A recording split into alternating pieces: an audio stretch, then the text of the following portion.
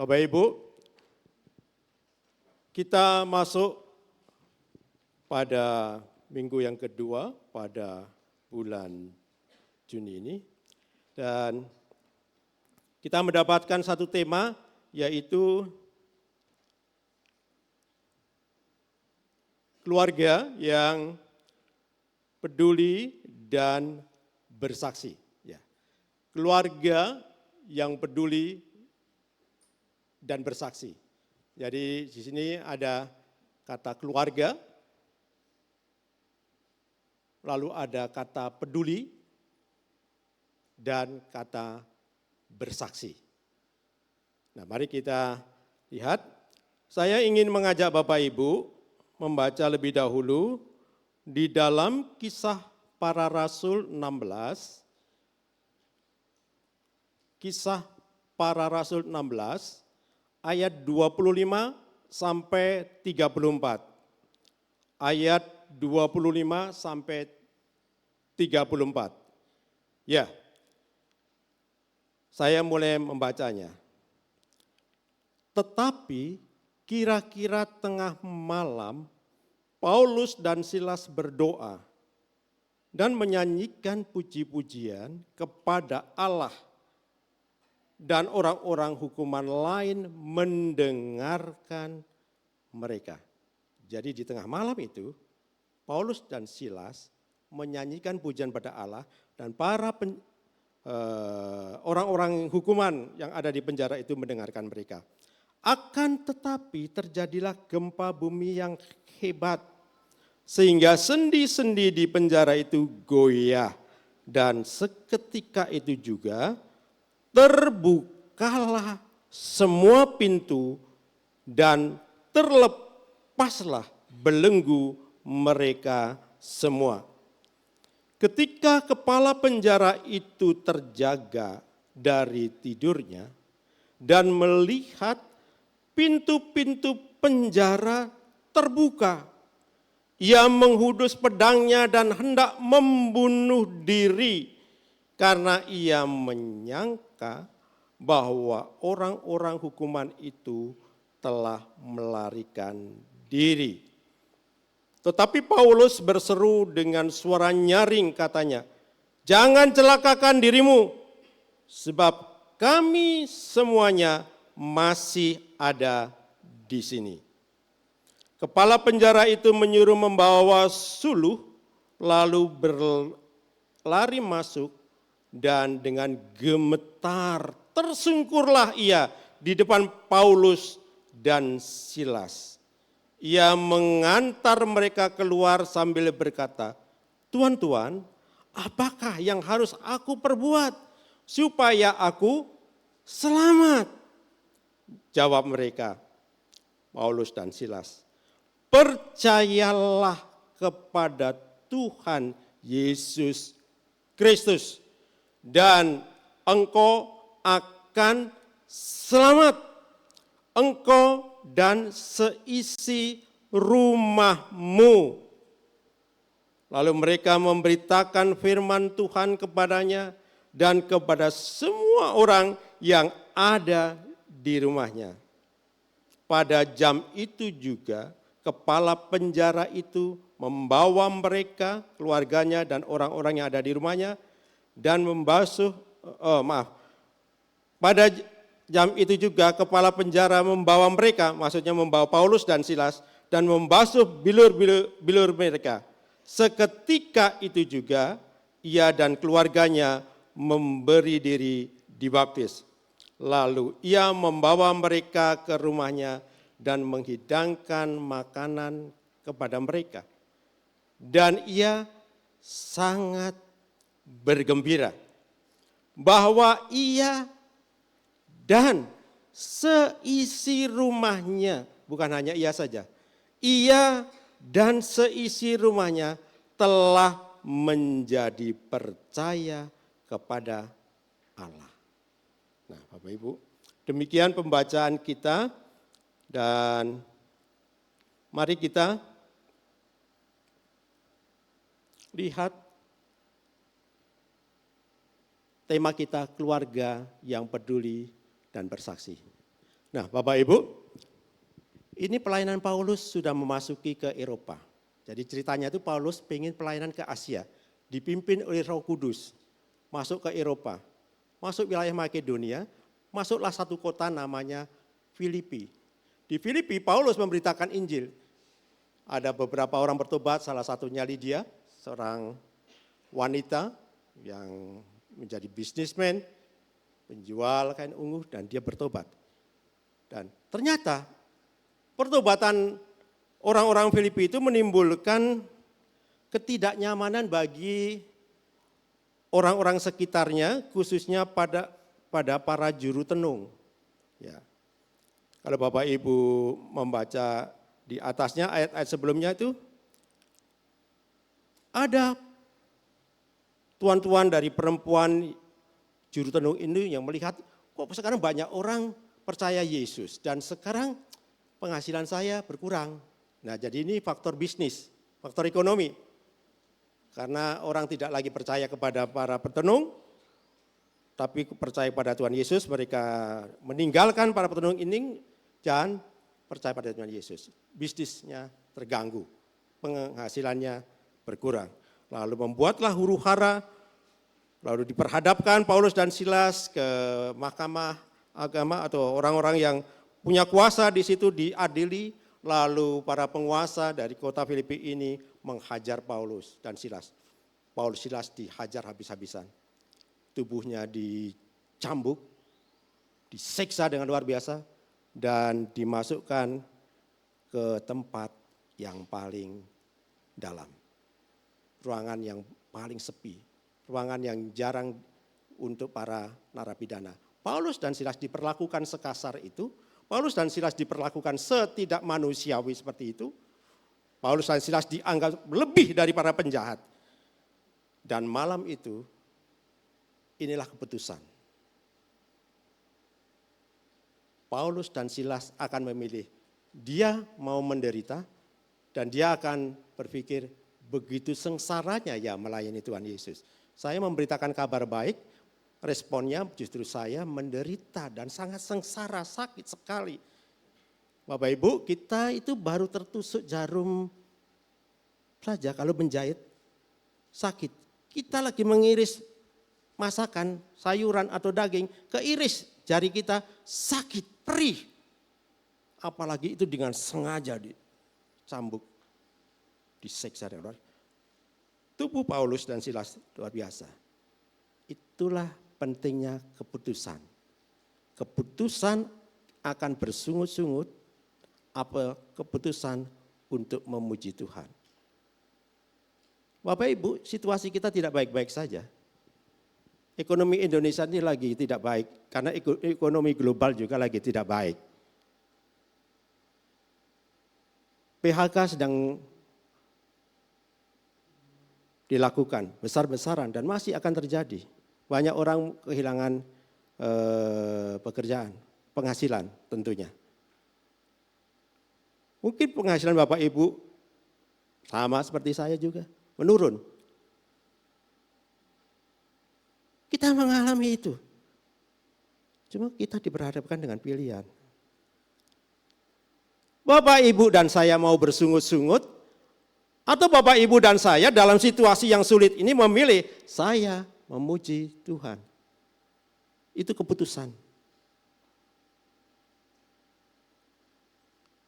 Paulus dan Silas memilih memuji Tuhan. Memuji Tuhan itu keputusan yang tepat. Dan ketika Paulus dan Silas memuji Tuhan, keputusan yang tepat itu membawa perubahan dalam pelayanan, dalam sejarah kehidupan Paulus dan Silas. Bapak Ibu ingin berubah dalam situasi seperti ini? Ambil keputusan yang tepat.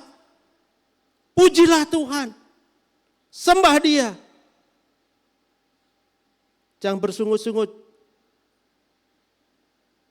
Jangan cemberut. Jangan protes.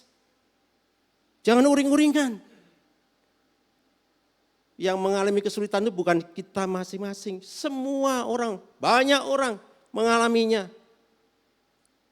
Jadi ambillah keputusan. Keputusan untuk dengan sadar memutuskan bahwa saya memilih Tuhan Yesus. itu mengubah sejarah hidup kita semua. Tetaplah pada Yesus. Nah, poin yang kita bahas ini tentang keluarga yang peduli dan bersaksi. Bukan hanya peduli tapi bersaksi. Bukan sekedar keluarga ada, bukan sekedar keluarga Kristen, tapi keluarga Kristen yang peduli dan bersaksi. Ini menjadi berkat, mengubahkan kita dan menjadi berkat bagi orang-orang sekitarnya, bagi dunia. Oke, silakan diklik. Ya, Bapak Ibu. Pertobatan kepala penjara Filipi menunjukkan bahwa keselamatan tidak berhenti pada satu pribadi. Saya kira. Ketika Paulus dan Silas memutuskan untuk percaya Tuhan Yesus dan memuji, terjadi gempa, sendi-sendi, tiang-tiang pada roboh, lalu kepala penjara itu berpikir, ini para tahanan udah kabur, apa yang harus aku lakukan? Pertanggungjawabanku kepada atasan apa? Dia putus asa dan dia memutuskan bunuh diri. Pada saat itulah Paulus berseru, jangan bunuh diri. Kami masih ada di sini. Jangan bunuh diri, kami masih ada di sini. Lalu dia bertanya kepada Paulus, apa yang harus aku perbuat Tuan-tuan supaya aku selamat? Jawab mereka, percayalah kepada Tuhan Yesus Kristus dan engkau akan selamat, engkau dan seisi rumahmu. Sebetulnya Bapak Ibu, kebutuhan kita yang mendesak, kebutuhan kita yang utama hari ini itu bukan beras, bukan minyak goreng, bukan telur. Itu memang kita butuhkan dalam hidup kita. Tapi kebutuhan utama hari ini kita memastikan bahwa kita telah percaya kepada Tuhan Yesus. Pastikan dalam diri kita masing-masing, apa aku benar-benar sudah percaya menerima Yesus Kristus sebagai Tuhan dan Juru Selamat, ataukah sekedar aku hanya aktif hadir di gereja. Aku menyebut diri sebagai orang Kristen. Hanya sebatas itu. Atau kita memang dengan sadar, aku orang berdosa, aku orang bersalah, aku harusnya dihukum di neraka. Tetapi oleh kasih karunia Tuhan, Tuhan menyelamatkan saya. Dan itu kebutuhan setiap orang percaya. Seperti ketika orang berputus asa, kepala penjara ini berputus asa dan Tuhan, apa yang harus aku perbuat? Hari ini ada satu pertanyaan yang mendasar, pertanyaan yang utama adalah apa yang harus aku perbuat? Pastikan kalau saudara jadi orang Kristen, saudara sudah sungguh-sungguh menerima Yesus Kristus sebagai Tuhan dan Juru Selamat. Bukan sekedar datang ke gereja. Bukan sekedar hadir di ibadah. Sadar, saya butuh Tuhan Yesus. Dan kepala penjara itu akhirnya dituntut oleh Paulus dan Silas, percayalah kepada Tuhan Yesus dan damai perubahan. Jadi dalam bagian ini, percaya Tuhan Yesus itu jawaban paling utama dalam setiap masalah hidup kita, apapun juga. Jadi pertobatan kepala penjara Filipi menunjukkan bahwa keselamatan tidak berhenti pada satu pribadi. Yang pertama kali adalah kepala penjara itu. Lalu, klik, oke. Injil yang diterima dengan sungguh-sungguh, jadi mulai dari kepala penjara, satu orang saja.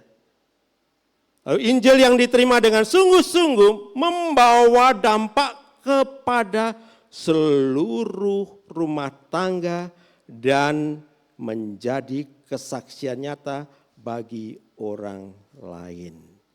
Bapak Ibu, kalau kita percaya Tuhan Yesus Kristus, kita itu punya tanggung jawab untuk memberitakan Injil kepada seluruh keluarga. Kalau saya punya istri, saya pastikan istri saya sudah percaya Tuhan Yesus. Saya punya anak, 3 anak, ketiga anak saya harus percaya Tuhan Yesus. Saya punya mantu saya percaya Tuhan Yesus. saya dikaruniai satu cucu, cucu ini juga akan dibimbing untuk menerima Tuhan Yesus sebagai Tuhan dan Juru Selamat. Pastikan Injil itu bukan untuk satu orang. Injil itu untuk seluruh keluarga. Kalau suami percaya, suami menuntun istri, menuntun anak-anaknya untuk percaya kepada Tuhan Yesus. Kalau istri terlebih dahulu percaya, maka istri menuntun suami, menuntun anak-anaknya percaya kepada Tuhan Yesus. Nah, ini satu kesaksian Bapak Ibu. Ketika saya memutuskan untuk sekolah teologi, saya bicara dengan ibu saya secara pribadi dan saya baru tahu bagaimana ibu saya ini percaya Tuhan Yesus. Ibu saya itu percaya Tuhan Yesus. Kami ini bukan orang percaya. Ibu saya percaya Tuhan Yesus itu karena dia melihat satu penglihatan. Di zaman tahun 67 setelah peristiwa G30 SPKI itu banyak orang yang percaya Tuhan Yesus termasuk ibu saya. Melihat penglihatan Tuhan Yesus itu turun dari surga, langit itu terbuka, diiringi para malaikat turun ke bawah, ke desa kami. Datang ke setiap masing-masing tetangga, lalu datang menjumpai ibu. Ibu tidak bisa berkata-kata, ibu hanya memandang Tuhan Yesus, tapi ibu mempunyai pesan, wajah yang ramah, wajah yang begitu anggun itu memberikan pesan, kamu percaya Tuhan Yesus, keluargamu harus diselamatkan. Itu saja. Dan yang kedua, melalui figur seorang pendeta. Pendeta tahun 65 tahun sampai 70 itu pendeta miskin, Bapak Ibu. Bapak Ibu yang seusia saya coba ingat masa-masa tahun 65 ke atas. Saya lahir tahun 62. Pendeta tahun itu tuh miskin, kurus. Dan tidak jarang tulang pipi ini menonjol. Pipinya peot. Tapi satu hal dalam kesaksian ibu saya, dalam percakapan malam itu, tahun 81. Ibu melihat sosok pendeta itu, yang kurus kering itu,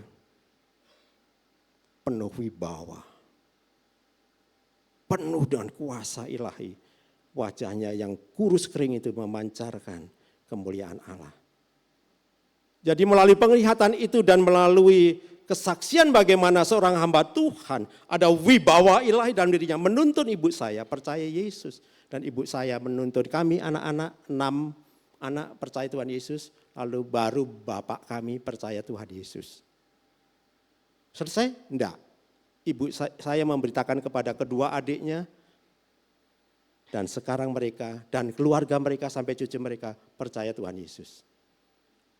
Satu orang diselamatkan. Keluarga kami percaya Tuhan Yesus.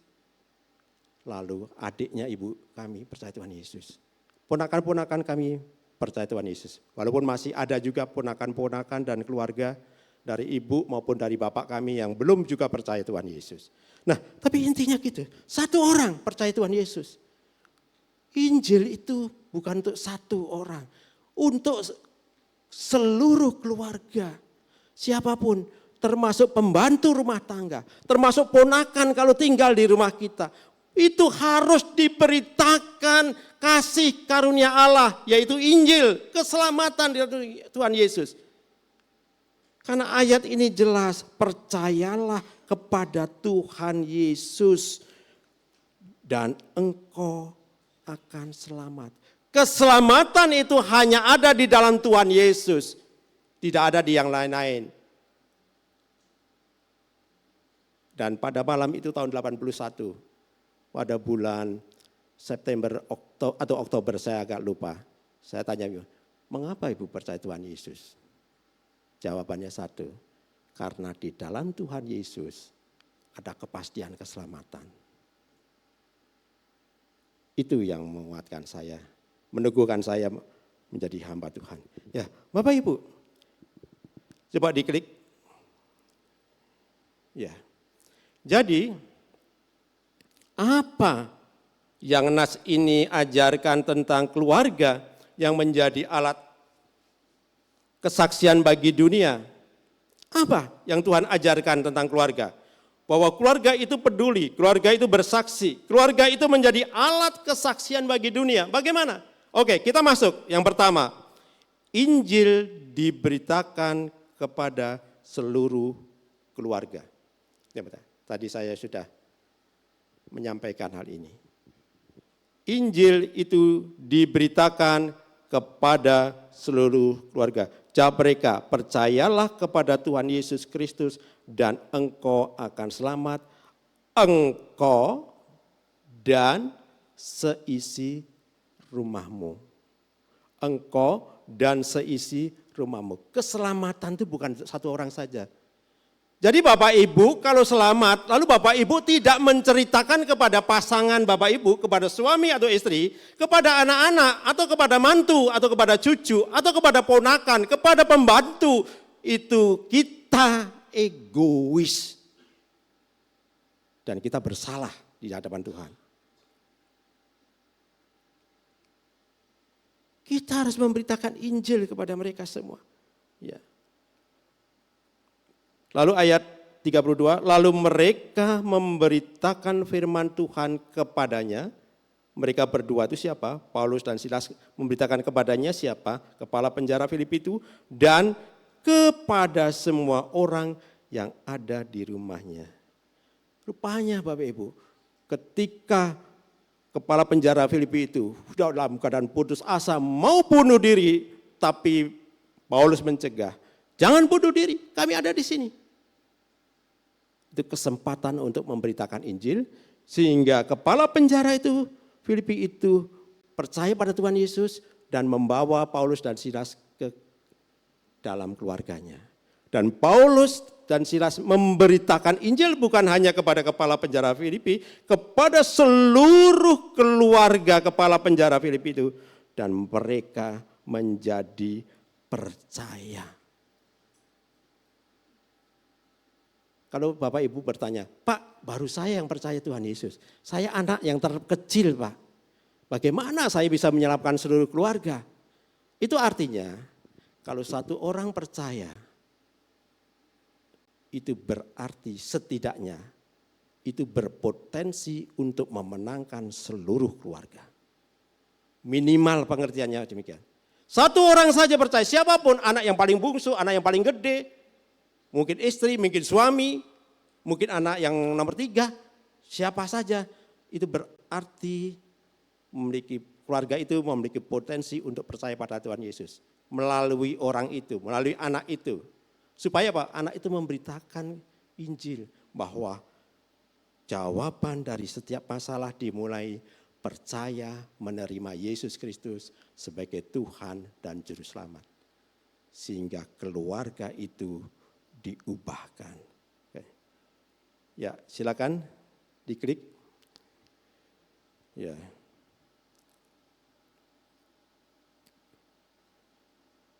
Baik, Bapak Ibu, saya baca ke depan terlalu kecil, di HP saya ngehang, jadi saya baca di belakang saja. Mohon maaf, nih HP saya kok ngehang, nggak bisa digerakkan. Oke. Paulus dan Silas tidak hanya memberitakan Injil kepada kepala penjara, tetapi juga kepada seluruh isi rumahnya. Siapa saja yang ada di dalam rumah kepala penjara itu. Dan ini gambar bahwa seorang suami bersama dengan keluarganya membaca Alkitab. Idealnya begitu. Oke, klik lanjut. Keselamatan pribadi membuka pintu bagi pekerjaan Tuhan dalam keluarga. Satu orang diselamatkan, satu potensi besar, seluruh keluarga itu bisa dimenangkan.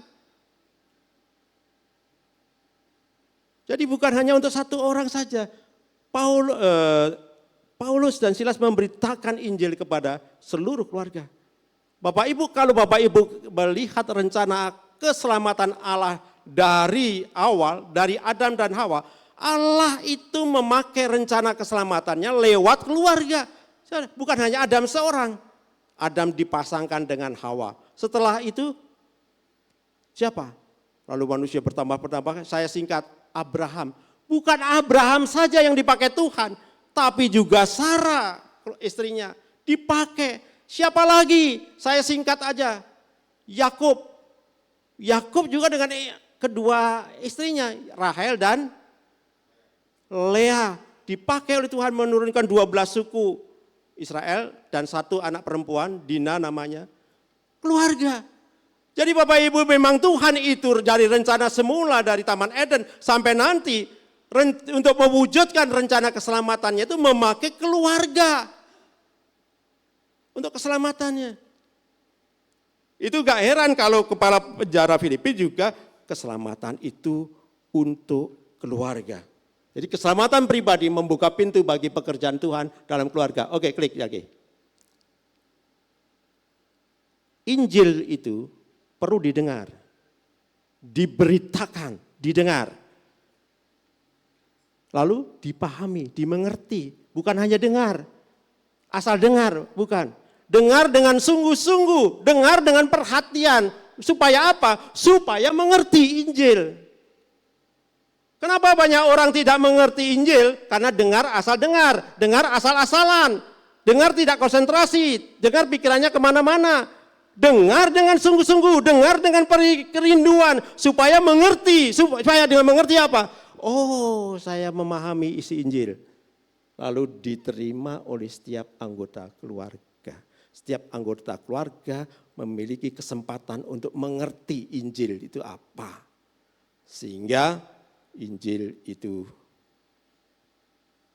diterima oleh setiap anggota keluarga. Oke, klik lagi. Ya, oke. Jadi rumah tangga menjadi tempat pertama di mana kabar baik Kristus harus diberitakan. Sebelum kita memberitakan Injil kemana-mana, mulai dulu dari rumah tangga kita. Bagaimana anak kita, keluarga kita. Revival keluarga dimulai ketika firman Tuhan hadir dan didengar bersama-sama oleh seluruh anggota keluarga. Terjadilah revival keluarga. Jadi Injil itu untuk seluruh keluarga. Pastikan Bapak Ibu, kalau Bapak Ibu punya anak-anak kecil usia 2 tahun, 4 tahun, 5 tahun, pastikan datang ke sekolah minggu. Bawa cucu ke sekolah minggu, bawa anak-anak bawa ke sekolah minggu. Jangan diabaikan main-main game sendiri, HP sendiri. Tidak. Dengar anak-anak untuk memahami. Kalau anak-anak mendengar berita di sekolah minggu, lalu anak-anak boleh ditanya pulang, tadi guru sekolah minggunya cerita apa tentang firman Tuhan? Diingatkan lagi anak-anak tentang firman Tuhan. Oke. Jadi Injil ini Bapak Ibu, begitu luar biasa.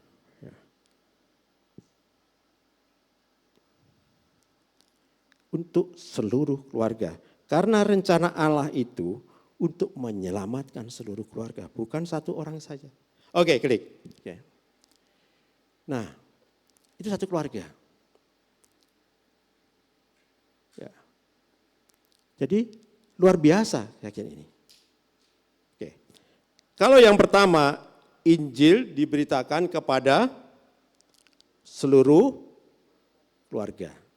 Karena rencana keselamatan dari Allah dari awal sampai akhir itu memang memakai keluarga. Coba setelah Abraham, kita ingat Abraham sih Kejadian 12. Sebelum Abraham, peristiwa Nuh.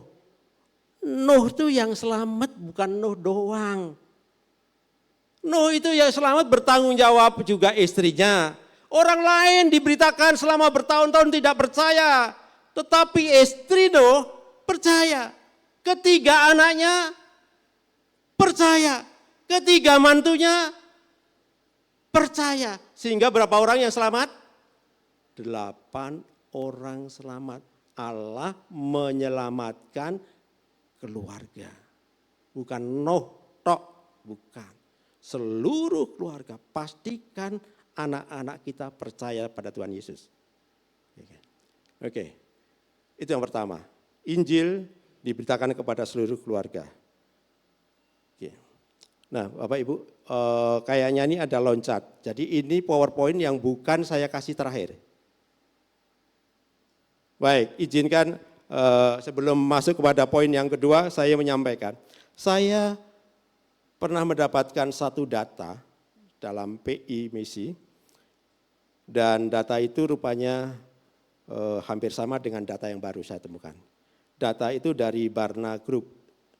Survei yang dilakukan oleh Barna ini, Barna itu lembaga internasional yang terpercaya, orang Kristen, surveinya tentang bagaimana orang itu percaya. Nah, saya singkat saja.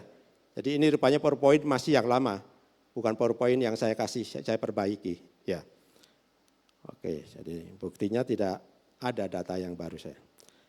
Nah, pada usia mana anak-anak itu atau orang itu percaya pada Tuhan Yesus? Data dari Barna itu, anak-anak dan remaja pada usia 4 sampai 14 tahun paling gampang percaya Tuhan Yesus. Angkanya itu gede sekali, 83%. Ini riset dari lembaga Barna terpercaya. Ini lembaga ini diakui oleh gereja-gereja. Dipercaya risetnya. 83% usia 4 sampai 14 tahun. Jadi Bapak Ibu jangan bilang, dah nanti aja kalau udah gede, anak-anak nanti juga tahu sendiri. Bukan begitu. Kita sebagai orang tua harus dari kecil menanamkan tentang Injil. Menanamkan tentang Injil, memberitakan Injil. Karena usia semakin muda, usia paling muda, anak-anak itu percaya pada Tuhan Yesus. Dan Barna membuktikan 83% anak-anak. Lalu pada usia remaja 15 sampai 18 tahun itu 14%. Ada yang percaya. Bapak Ibu, sekarang ini anak-anak remaja, Gen Z dan anak-anak milenial juga dari milenial dan sekarang ini cenderung ateis. Tidak percaya Tuhan Yesus. Ada orang-orang Kristen anaknya pelayan-pelayan Tuhan, dikirim ke Eropa, dikirim ke Amerika, di sana dunianya berbeda, dunianya sekuler sekali. Anak yang rajin ke gereja berubah menjadi ateis. Susah Bapak Ibu, itu lebih kehilangan daripada rasa lapar. Kehilangan anak percaya Tuhan Yesus itu bikin sedih. Dan saya mendengar kesaksian-kesaksian hamba-hamba Tuhan yang begitu. Anak saya sekarang tidak percaya Tuhan Yesus. Anak saya ateis. Itu sebabnya Bapak Ibu, peluang yang baik-baik. Dari nol, bahkan dari dalam kandungan. Anak diperkenalkan pada Tuhan Yesus. Bagaimana dalam kandungan? Saya poin ini agak sedikit panjang. Dari kandungan itu, suami istri berdoa. Mendoakan anak yang dalam kandungan. Doakan, katakan namanya Denny. Atau Daniel. Atau Abraham. Doakan Daniel Abraham. Engkau menjadi anak yang takut akan Tuhan. Papa mama persembahkan engkau untuk kemuliaan Tuhan. Sederhana saja. Didoakan. Sampai usianya. Nah, semakin usia itu meningkat, khususnya pada usia orang dewasa di atas 60 tahun itu susah percaya Tuhan Yesus. Itu bukan berarti usia 60 tahun ke atas, 70 tahun, 80 tahun tidak bisa percaya Tuhan Yesus. Bukan, kasih karunia itu tetap menjangkau mereka semua. Tetapi kalau sudah usia 60 tahun ke atas itu biasanya orang itu sudah terpatri dengan pikirannya sendiri. Susah digoyahkan dengan keyakinan yang lain, pemahaman yang lain. Sulit, jadi kesempatan memberitakan Injil itu pada usia itu. Kesaksian kami, saya tambahkan sebelum kita masuk pada poin yang kedua. Pada waktu kami menikah, kami bersepakat nanti kalau punya anak, kita berdua yang memberitakan Injil pada anak-anak. Kami dikarunia 3 anak perempuan semua, dan kami memberitakan Injil kepada anak-anak pada usia 2 tahun. Ketiga anak kami percaya Yesus Kristus. Kami tidak serahkan kepada guru sekolah minggu, atau kepada orang lain, atau kepada hamba Tuhan. Kami bertanggung jawab memberitakan Injil kepada anak-anak kami dalam usia 2 tahun. anak itu percaya, ya saya percaya Tuhan Yesus. Dan saya punya jaminan keselamatan di dalam Tuhan Yesus. Jadi bukan orang lain Bapak Ibu. Bahwa anak-anak membutuhkan Injil. Karena Injil itu untuk seluruh keluarga. Oke, itu yang pertama. Sekarang kita masuk pada poin yang kedua. Kasih dinyatakan di dalam keluarga. Kasih dinyatakan di dalam keluarga itu di dalam pasal 16 ayat 33. Pada jam itu juga kepala penjara itu membawa mereka dan membasuh bilur mereka seketika itu juga dan keluarganya memberi diri dibaptis. Ya, keluarga mereka memberi diri dibaptis. Pada saat mereka mendengarkan berita Injil. Jadi tidak menunda-nunda. Dibaptis itu jangan ditunda-tunda. Nanti kalau saya sudah baik, saya mau dibaptis. Enggak. Percaya Yesus Kristus, yakin baptis. Oke, klik coba. Nah, setelah menerima Injil, kepala penjara itu segera menunjukkan perubahan hidup melalui tindakannya. Ia mencuci luka Paulus dan Silas sebagai bentuk kasih dan pertobatan yang nyata. Bapak Ibu, orang yang percaya Tuhan Yesus mau tidak berhenti sampai pada pengakuan saja. Saya percaya Tuhan Yesus. Enggak. Orang yang percaya kepada Tuhan Yesus harus membuktikan imannya. Bahwa saya percaya Tuhan Yesus. Yaitu apa? Ada perubahan dalam hidupnya. Hidupnya tidak lagi sama dengan hidup yang lalu. Karena itu 2 Korintus 5 ayat 17 dikatakan. Yang lama sudah berlalu. Yang baru sudah datang. Aku adalah ciptaan baru. Ada perubahan hidup. Buktikan bahwa engkau menerima Yesus Kristus sebagai Tuhan dan Juru Selamat. Ada perubahan hidup.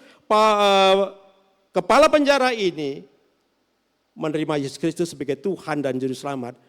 Dia mengajak Paulus dan Silas ke rumahnya. Dia basuh luka-luka Paulus dan Silas. Dia rawat dengan baik-baik. Dia menunjukkan bahwa dia menghormati Paulus dan Silas. Dia mengasihi Paulus dan Silas. Lebih daripada itu Paulus dan Silas diajak dan keluarga. Lalu Paulus dan Silas diajak makan bersama.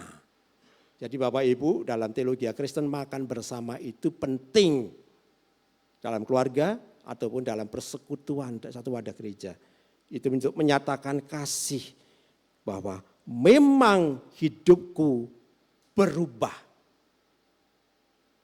Harus ada bukti bahwa saya percaya Yesus. Kepala penjara itu bukti. Buktinya bukan banyak ngomong. Buktinya apa? Melalui tindakannya, melalui perilakunya. Dia melakukan tindakan menyatakan kasih tanpa banyak kata-kata.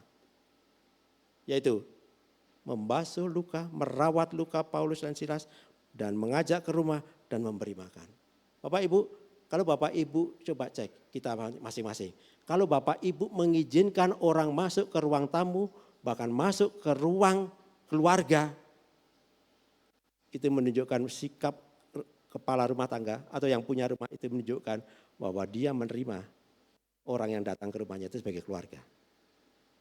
Kalau tamu asing yang bukan siapa-siapa cukup di depan aja. Jangan masuk ke dalam rumah. Apalagi masuk ke ruang tamu, masuk ke ruang keluarga, jangan. Sudah cukup di halaman depan aja, gitu kan. Jadi ini menunjukkan peran Paulus luar biasa. Oke, diklik langsung. Ya. Jadi Injil sejati selalu menghasilkan transformasi karakter. Injil itu harus mengubah hidup kita. Apa yang diubah? Karakter kita. Karakter kita harus berubah. Bukan sekedar ngomong saya Kristen, saya percaya Yesus. Bukan, buktikan perkataan kita bahwa saya berkarakter Kristus. Itu sebabnya disebut murid Yesus. Orang yang dididik, orang yang dilatih, orang yang diajar, orang yang dipersiapkan memiliki gaya hidup seperti Kristus. Sehingga ada istilah bukan sekedar murid Yesus, tapi juga pengikut Yesus. Artinya orang yang memiliki gaya hidup seperti Yesus, karakternya seperti Yesus. Itu sebabnya disebut Kristen. Yang menyebut Kristen itu siapa? Bukan orang Kristen. Yang menyebut Kristen itu orang-orang yang di Antioquia, orang-orang yang belum kenal Tuhan Yesus, bahwa melihat orang-orang yang percaya Tuhan Yesus itu punya gaya hidup seperti Tuhan Yesus. Sehingga disebut Kristen. Jadi kalau kita menyebut diri kita, saya orang Kristen, tunjukkan bahwa kita punya karakter Yesus. Tidak ada kompromi. Jangan sekedar Kristen, cukup di mulut saja. Ada bukti nyata bahwa kita orang Kristen. Oke, langsung klik.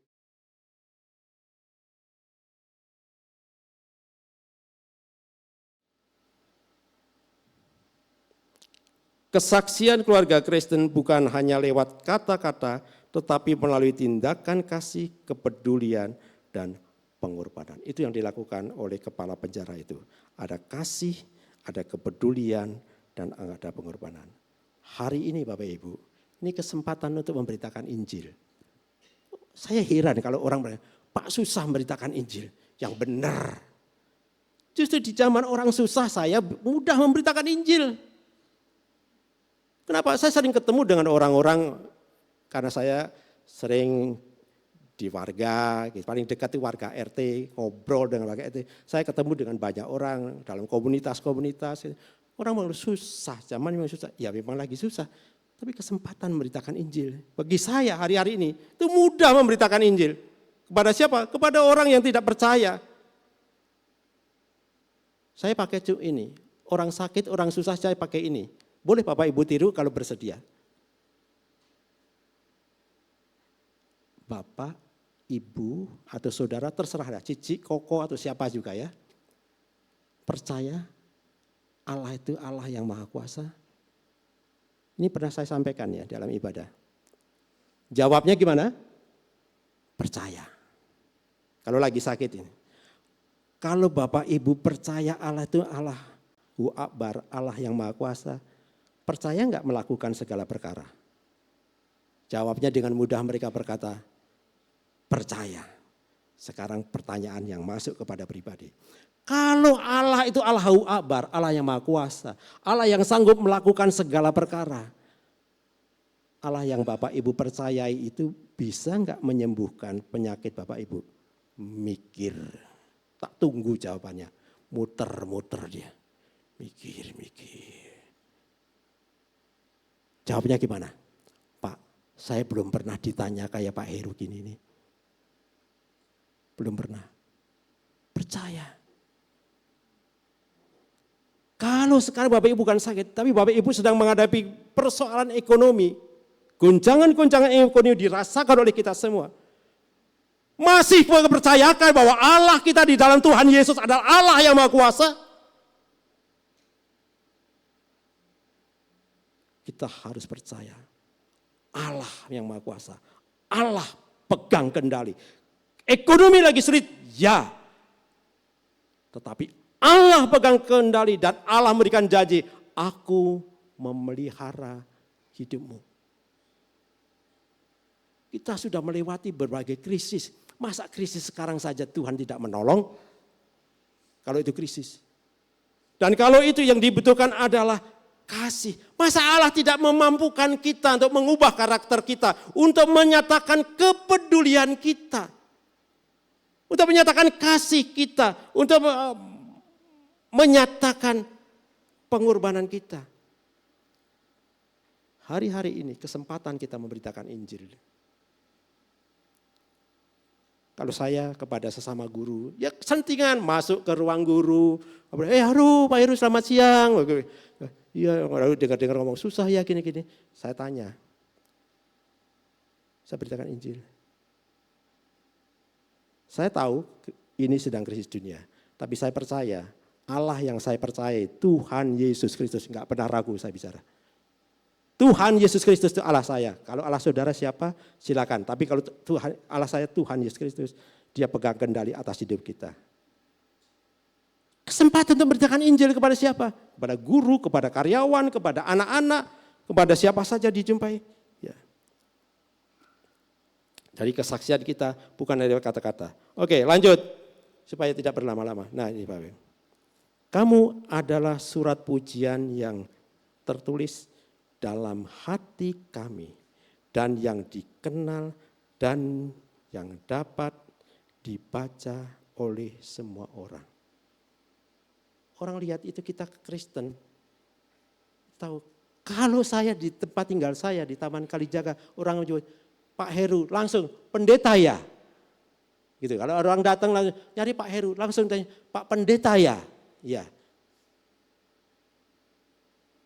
Jelas identitasnya siapa kita.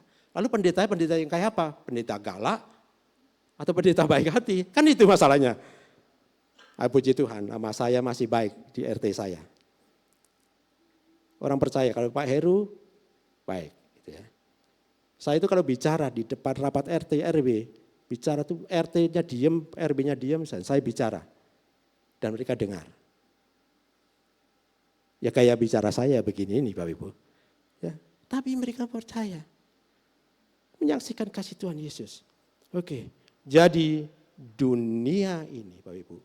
Sekarang ini membutuhkan kasih, pengorbanan kita, tindakan kita secara nyata, kepedulian kita, yaitu melihat Injil melalui hidup yang berubah. Kalau dunia ini tidak berubah karena orang Kristen tidak berubah.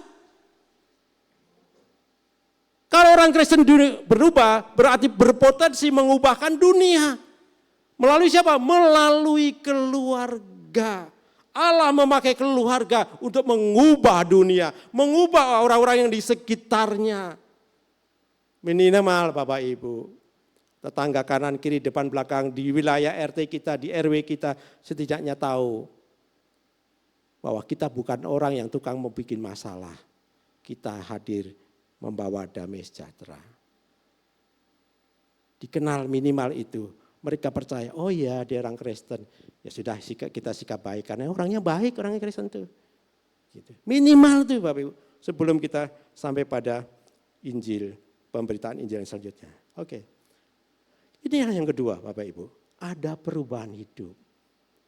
Dunia membutuhkan kasih dan dunia membutuhkan orang Kristen itu berubah hidupnya, karakternya baik. Oke, sekarang poin yang ketiga. Poin yang ketiga adalah bahwa di dalam keselamatan itu ada sukacita. Sukacita keselamatan memenuhi keluarga. Jadi kalau kita percaya kepada Tuhan Yesus Kristus, itu ada jaminan sukacita.